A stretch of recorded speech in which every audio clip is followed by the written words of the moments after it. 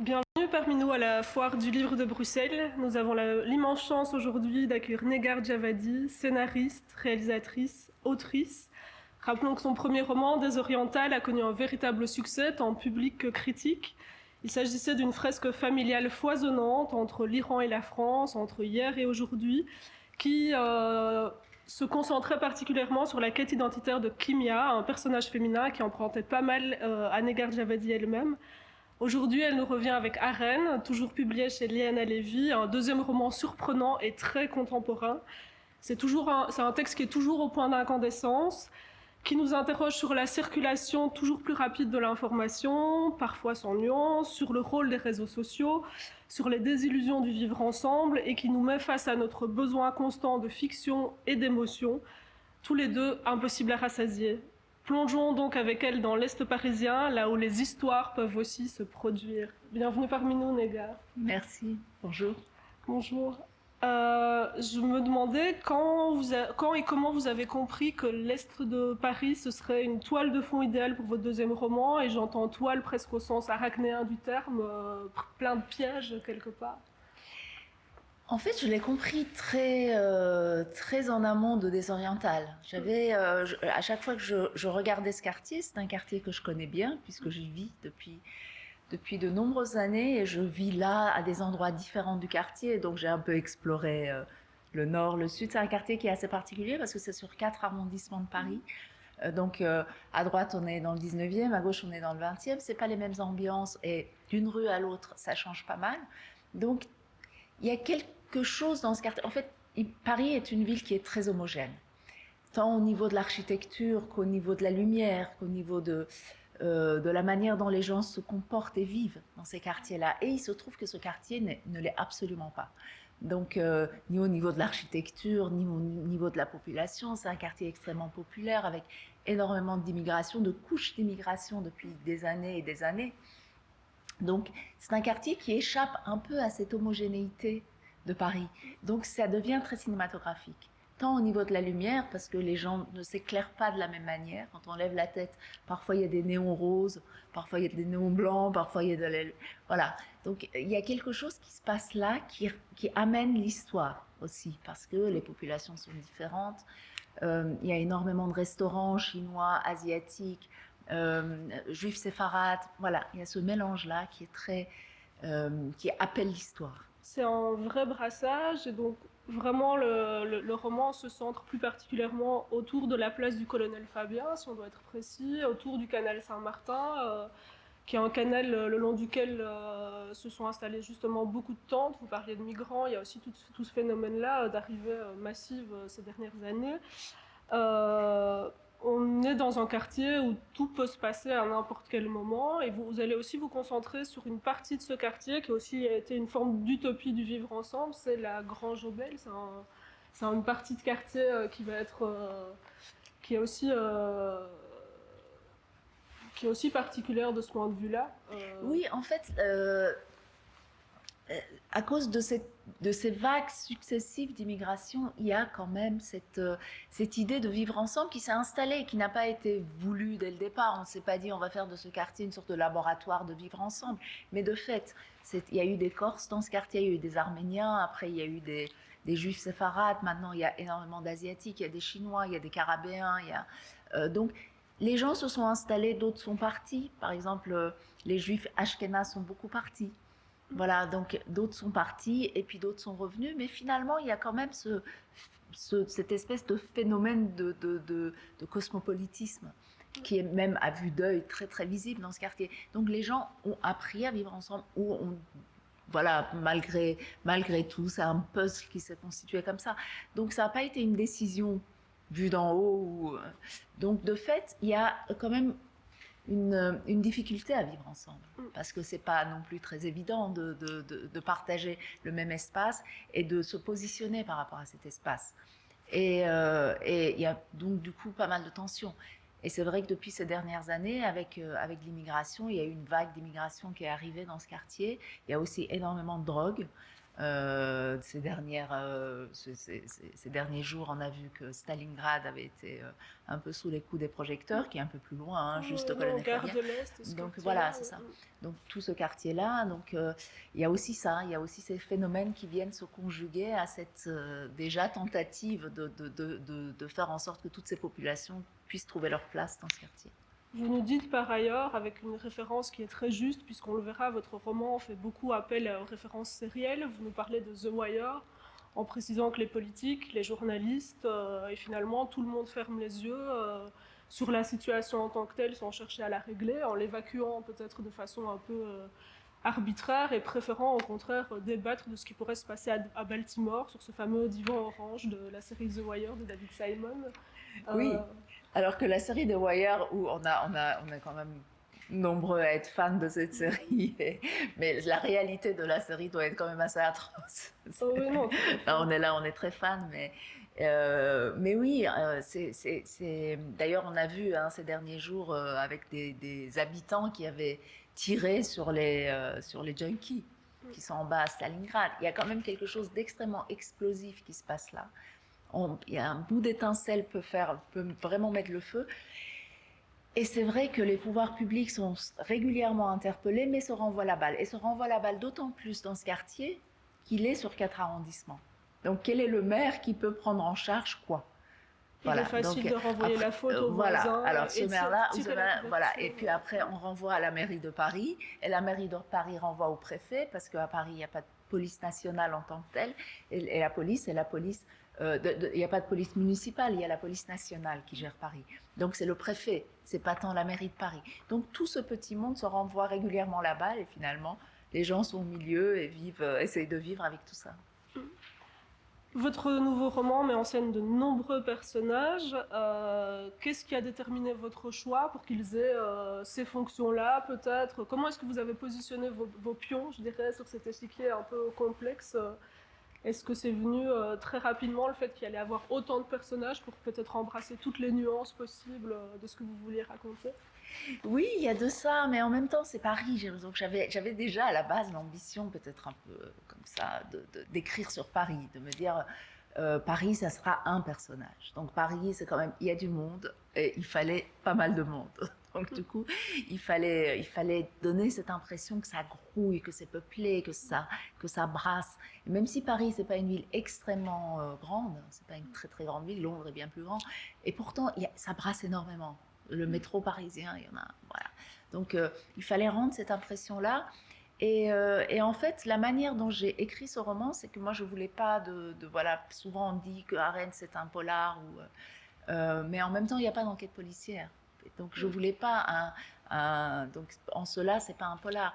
Mais il y a quelque chose qui se passe. Il y a un événement qui se passe, qui pourrait être un fait divers, qui implique un certain nombre de gens. Donc en fait, je suis partie de ça, de cet événement-là, en me disant quel est l'impact de cet événement sur plein de gens. Donc il y a les personnages qui participent à cet événement, c'est-à-dire cette altercation entre Benjamin Grossman, qui est le personnage principal un peu du livre, c'est-à-dire c'est par lui qu'on rentre dans ce quartier, avec un jeune du quartier, un vol de téléphone portable, et puis il y a une policière qui, le lendemain matin, trouve un cadavre et elle est filmée. Donc voilà, ça, ce petit noyau de personnages va grandir parce que chacun d'eux a une famille, parce que chacun d'eux va rencontrer d'autres gens, aller vers d'autres gens. Donc peu à peu, le roman grandit comme ça, avec ces personnages qui arrivent, le commissariat de police, la mère de Camille qui filme la policière, la mère de Benjamin. Voilà. Donc en fait, il y a aussi ce côté spirale. C'est comme ça que je l'ai construit, mais c'est Paris est en spirale. C'est-à-dire le premier arrondissement est au centre, et puis moi, je voyais aussi peut-être un rhizome de dominos où quand on fait une petite chiquenote sur un, finalement, il y a plusieurs dominos qui s'éteignent. Absolument, on peut voir ça aussi. Dans certains de vos personnages, il y a aussi toute la question de ce qu'est l'avatar social. Vous parliez de Benjamin Grossman, mais on pourrait peut-être aussi penser à Stéphane Jahangir.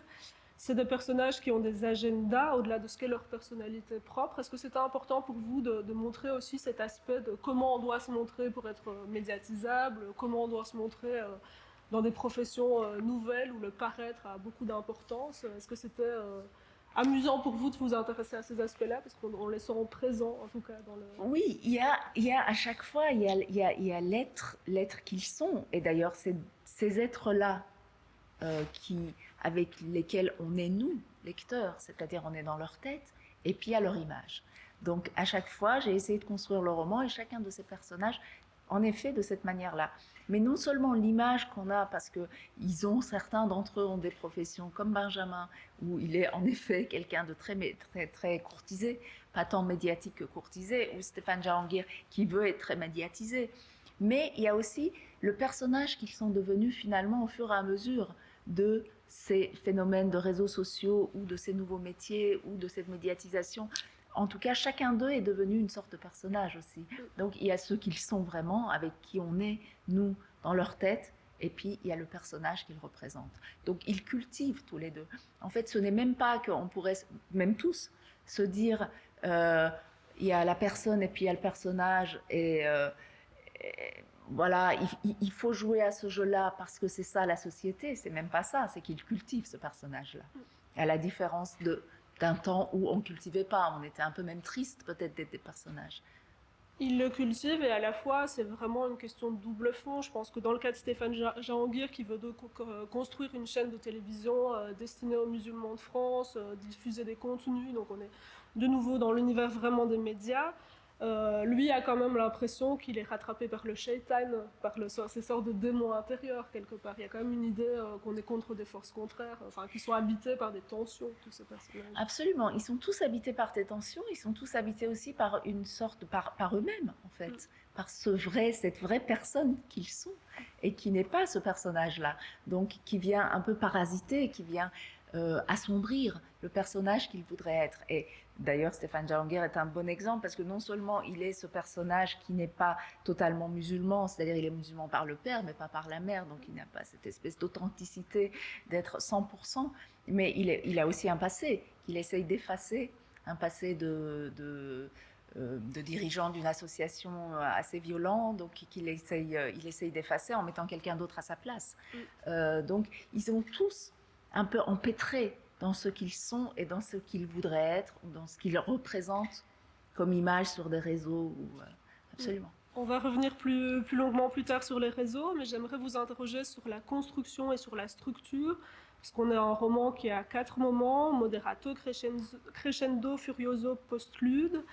Votre roman, il est quand même vraiment porté par une pulsion particulière, une pulsation particulière et un rythme.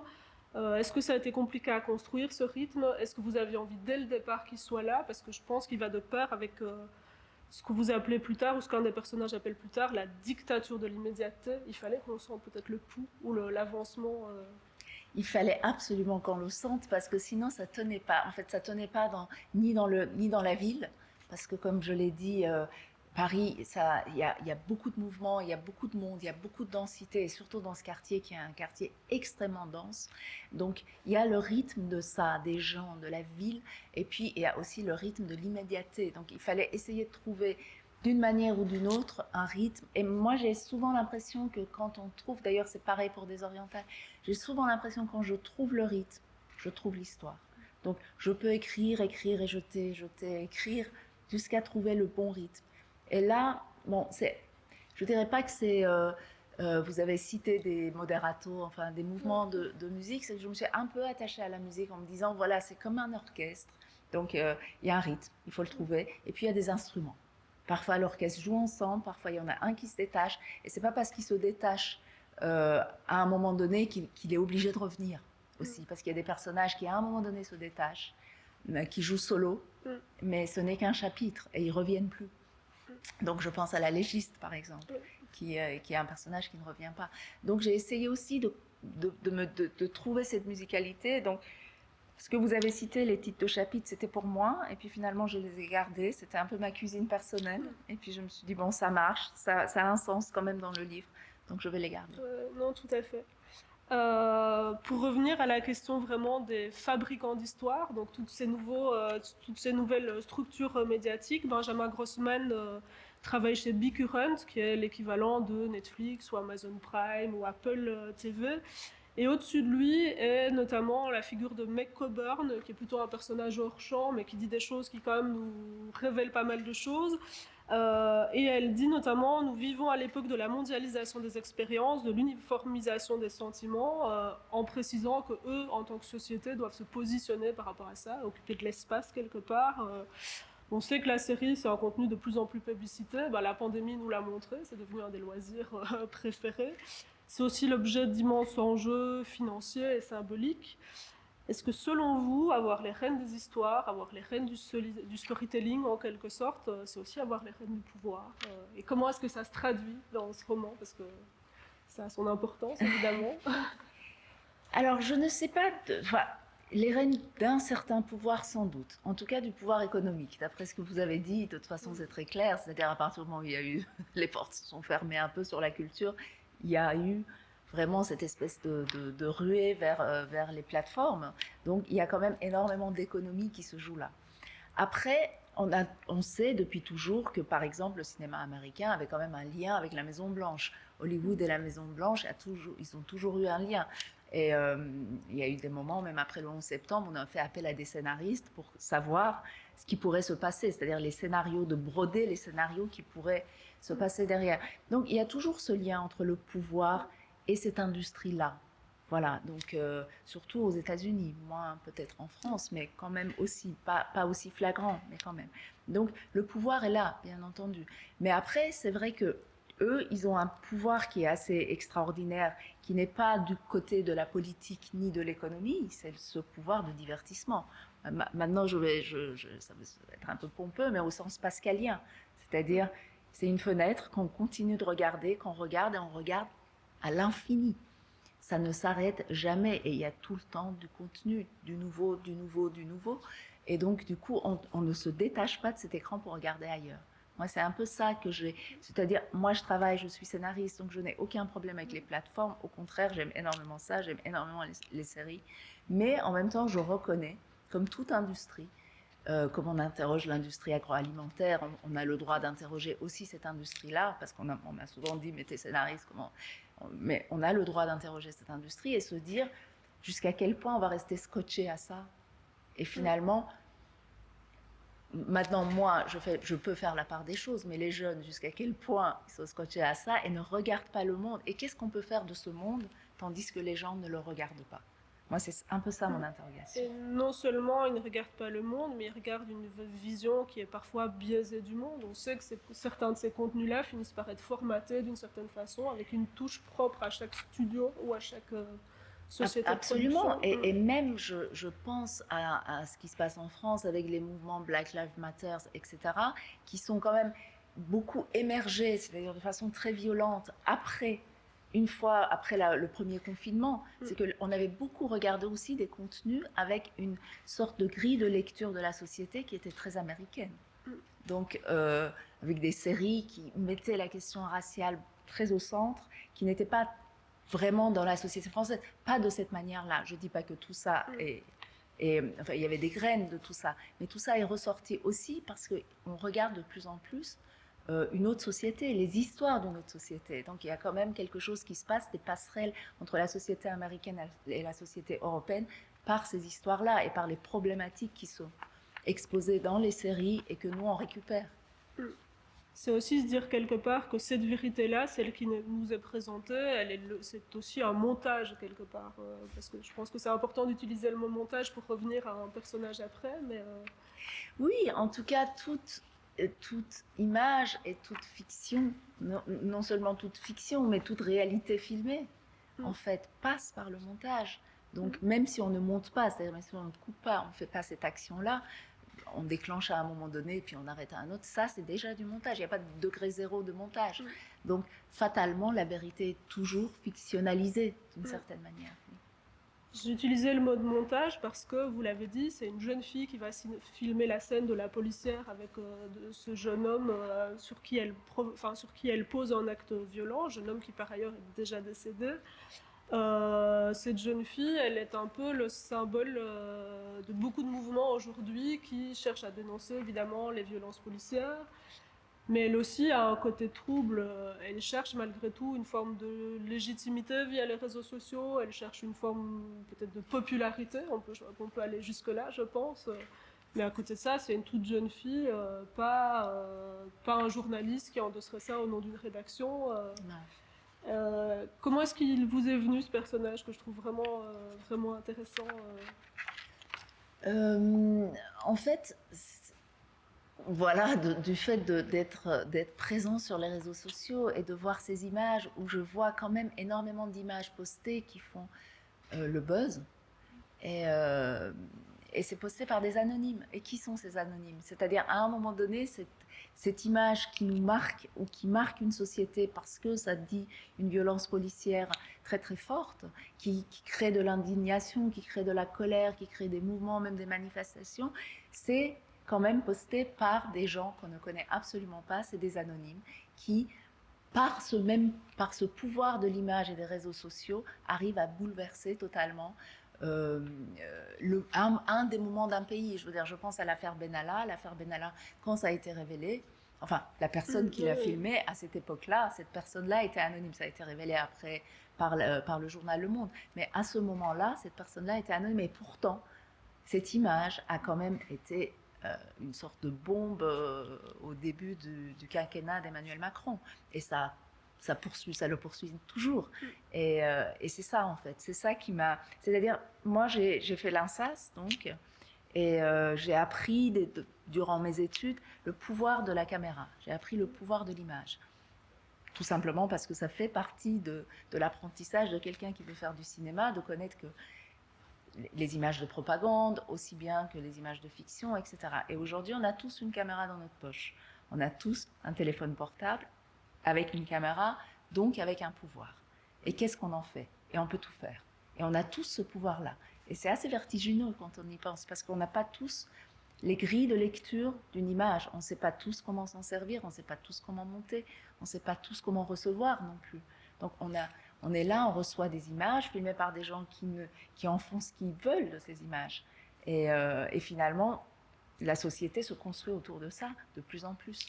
On est dans un ping-pong qui a lieu sans toujours effectivement le contexte. Je pense que c'est le chef de police, Olivier Sultanic, qui appelle ça les gibets contemporains. Et on sait qu'effectivement, les réseaux sociaux sont une façon d'éditorialiser le réel, sont le réceptacle à la fois d'indignation, de violence, de bonnes choses aussi, mais en tout cas, dans le cadre de ce roman-ci, il y a tous ces effets-là. Je parlais tout à l'heure de notre besoin d'émotions impossibles à rassasier. On a quand même un peu l'impression que ça, c'est qu'il faut de la surenchère dans l'émotion, dans les images qui nous sont soumises. Et je reviens peut-être au personnage d'Ariane qui s'intéresse à un cas très particulier. Qui s'est passé, la photo date de 2000, si je me souviens 2000, bien. 2000. Ouais. C'est une photo de Javier Baoulouz qui s'appelle Mort aux portes du paradis, où un couple est sur une plage avec un panier de pique-nique et à l'arrière-fond, un migrant est en train de mourir. Cette image est terrible. Et pourtant, elle date de 2000. Et pourtant, elle date de 2000, effectivement. Comment est-ce qu'on pourrait ne plus être aussi... finir par devenir imperméable aux images, finalement? Quand est-ce qu'on a basculé dans un point de non-retour à ce niveau-là, selon vous? Est-ce qu'il y a une marche arrière possible à ce tout à l'émotion? Honnêtement, je pense que on disait, je vous disais là au préalable, le pouvoir de l'image, l'INSAS, les études de cinéma. Moi, j'ai l'impression qu'il faut quand même apprendre l'image, le pouvoir de l'image, comment s'en servir, comment faire, comment lire, comment l'analyser à l'école.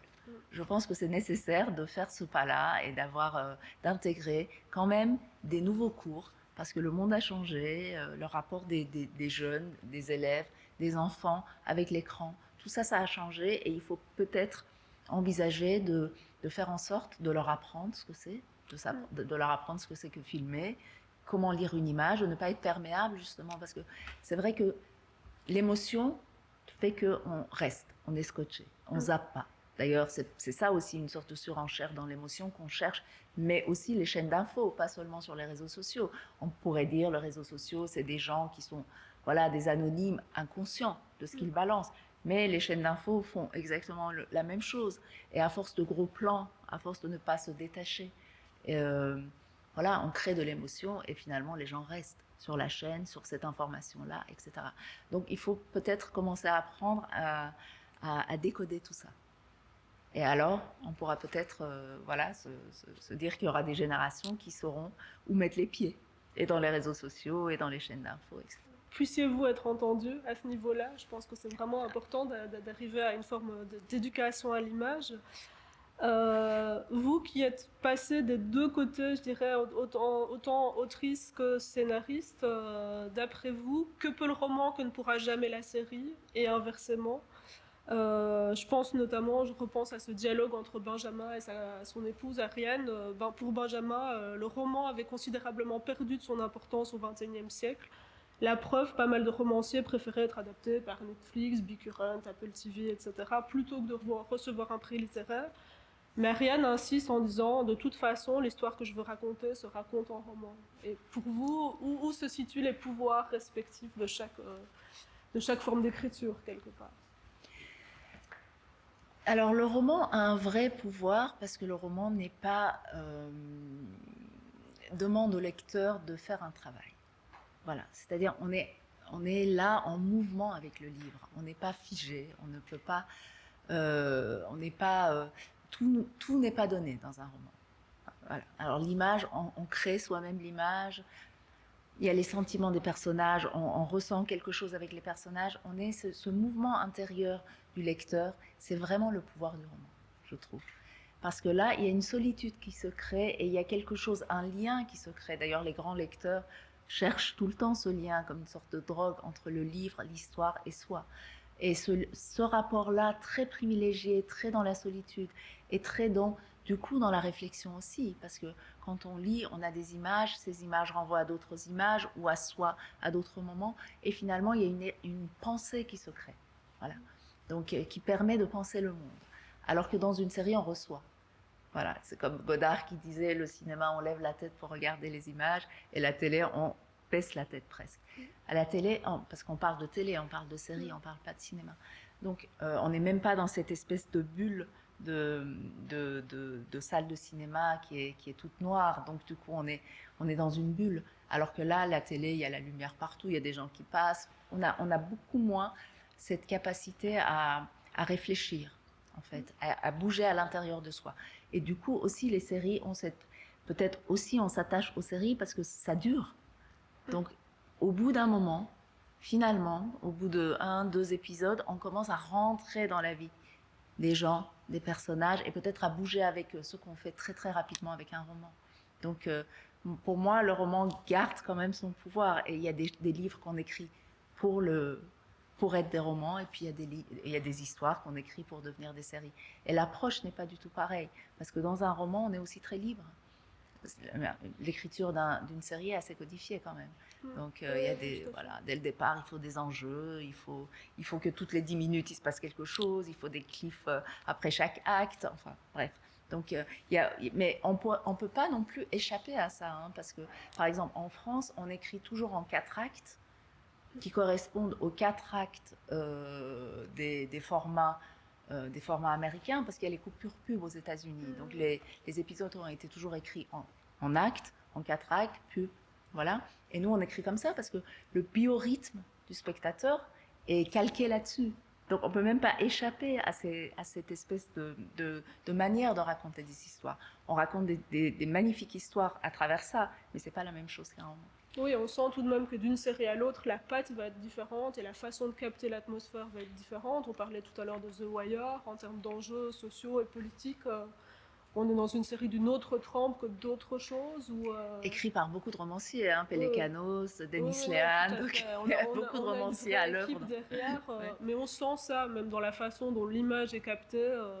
On va pouvoir s'arrêter sur une scène de cirage de chaussures, sur une scène où on voit simplement une boucle de ceinture. Mais elle fait partie de ces séries d'adultes, d'une certaine manière. C'est-à-dire, on sait qu'on ne va pas s'adresser à tout le monde, pas aux jeunes peut-être même. Et ça fait partie de ces séries où on se dit, bon, on n'aura peut-être pas tous les spectateurs du monde, et pourtant... À la base, on pourrait se dire ça, et pourtant il y a plein de gens qui ont regardé cette série et qui l'adorent. Mais voilà, c'est pas n'importe quel spectateur ne peut pas regarder The Wire non plus. Oui, non, tout à fait. Mais cette forme, enfin, j'ai même pas envie de parler de formule dans ce cas-ci, mais cette façon de raconter les Mhm. choses qu'a cette équipe a pu se transposer dans d'autres univers que celui-là, qui était déjà très complexe et très puzzle, mais ça fonctionne bien avec moins de saisons, par exemple, etc. Il y a Absolument. possibilité de poser les choses. Est-ce qu'il y a d'autres séries que vous, en tant que spectatrice ou en tant que spectatrice privilégiée, j'ai envie de dire, parce que vous connaissez les mécanismes de la série, que vous trouvez particulièrement remarquables, avec un ton tout à fait juste, qui vous enthousiasme? On l'a dit, dans Arène, il y a beaucoup de séries qui sont citées. Hein, ça va de The Americans à The Leftovers, Ouais, qui sont... j'allais dire The Americans. Ouais, moi, c'est une des séries qui m'a le plus scotché. C'est peut-être aussi parce que c'est ce mélange entre la politique et ces années-là, le communisme, les États-Unis, la guerre froide, et puis la famille. Bon, ils ont quand même cette force, les Américains, de mettre toujours la famille au cœur des séries et du coup créer de l'identifiant, d'essayer de rendre les choses un peu plus accessibles. Donc Americans, oui, et par le propos et par la manière dont c'est filmé et ce que ça raconte. L'idée aussi de la double identité qui est Absolument. présente chez vos personnages en ce moment. Absolument, oui, absolument. Tout ça qui était déjà à l'œuvre dans les années 70. Donc, c'est pas tant les réseaux sociaux que les réseaux sociaux, ça le permet qu'on soit tous un peu comme cette famille Jennings des Americans, mais de pouvoir espionner et tout ça. Mais moi, j'ai beaucoup aimé aussi Fauda. Je trouve que les Israéliens font des séries absolument remarquables. Et il n'y a pas que les séries américaines. Et donc, oui, alors peut-être la première saison était un peu partisan. Enfin, c'est les Israéliens, on parlait. Beaucoup ont dit, on parle pas beaucoup des Palestiniens, ou on les montre d'une manière qui est un peu problématique. Néanmoins, je trouve que c'est une très très grande série parce que ça quand même a évolué très très bien et ça montre une réalité des personnages qui sont pas très binaires, qui sont très complexes et dans leurs sentiments et dans leurs opinions et dans la manière dont ils tissent des liens entre eux, c'est-à-dire des Israéliens avec des Arabes, des espions israéliens avec des familles palestiniennes. Donc oui. Un de vos personnages dans le roman, dans Arène, Carlos Praz, fait une adaptation du démon du Bercebis Junior. Ça paraît tout à fait surprenant parce que c'est un roman qui est très centré sur un personnage finalement très intérieur. Et Benjamin se fait la réflexion que oui, la série permet quand même parfois de faire entrer les personnages des livres dans les salons des gens qui n'auraient jamais ouvert ces livres. Est-ce que, à contrario, puisque maintenant on vient de parler des séries qui vous plaisent, il y a des romans dont vous imagineriez bien qu'ils puissent jouer ce rôle-là, entrer dans le salon des gens Bah écoutez, j'ai regardé dernièrement une série qui s'appelle Patria, euh, d'après un roman sur l'ETA, que Oui, j'aurais... je vois. Voilà, Roman publié chez Actes Sud. Le nom absolument, de de l'auteur Aaron me Bru. Oui, voilà. Et j'ai pas lu le roman. On parle pas beaucoup de l'ETA, on parle pas beaucoup du GAL, de l'ETA, de tout ce qui s'est passé. Et cette série,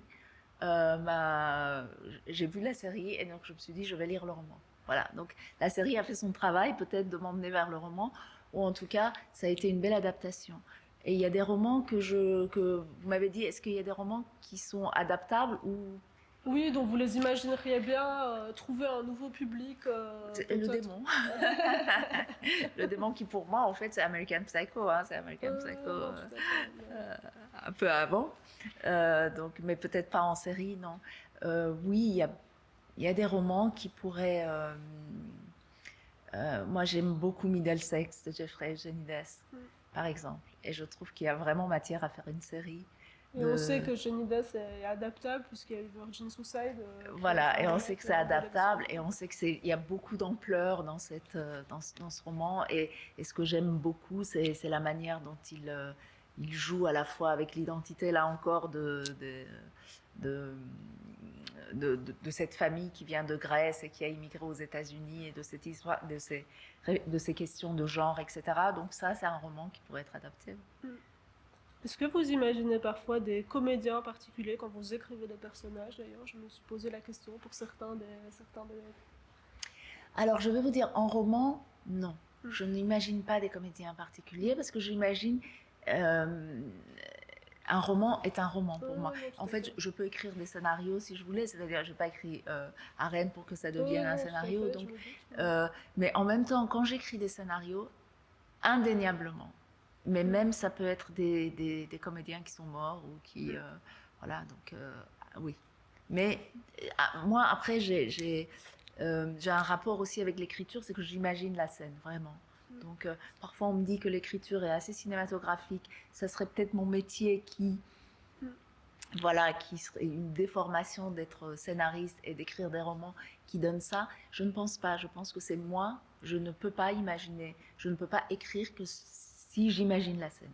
Donc j'écris, je décris finalement, plutôt que écrire. Je décris ce que je vois, en fait. D'où peut-être ce côté un peu cinématographique des deux livres. Ouais.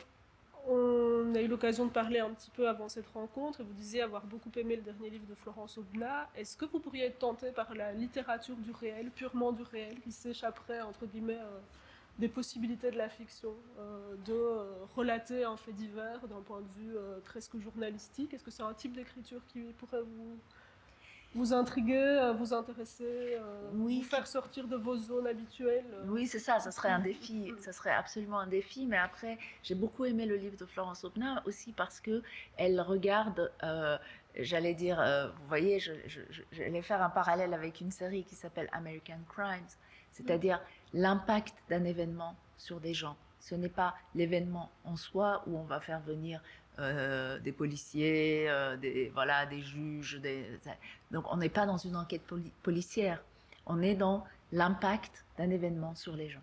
Et ça, j'ai trouvé ça assez remarquable dans ce roman. Et ça, oui. C'est-à-dire essayer de trouver quand même quelque chose qui, moi, parce que n'étant pas du tout journaliste et n'ayant pas un rapport au réel, je ne suis pas du genre à adorer aller faire des enquêtes, etc., et à pousser des portes et à essayer d'écrire à partir de rencontres. Ce n'est pas trop ma façon de faire, d'ailleurs, ni pour Arène, ni pour des orientales. Non, non, moi, je suis plus derrière ma table en train d'imaginer des choses.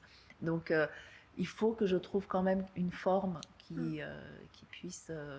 cette forme-là que j'ai trouvée super bien pour cette histoire-là, par exemple. Non, tout à fait. Nous arrivons pratiquement à la fin de notre rencontre. Est-ce qu'il y a quelque chose que vous auriez envie d'ajouter pour donner envie aux gens de lire Arène, en plus de tout ce que nous nous sommes dit jusque-là? Écoutez, ajouter pour donner envie... Ou un aspect qu'on n'aurait pas abordé simplement et qui vous tient à cœur, peut-être? Oui, alors je ne sais pas si ça va donner envie parce que le contexte est quand même assez difficile. On a peut-être plus envie d'évasion que de lire des romans un peu noirs ou qui se passent dans la réalité réelle. C'est le lien entre les faits et la fiction. Ça, c'est quelque chose qui de plus en plus, qui m'intriguait déjà, qui m'interpelle et qui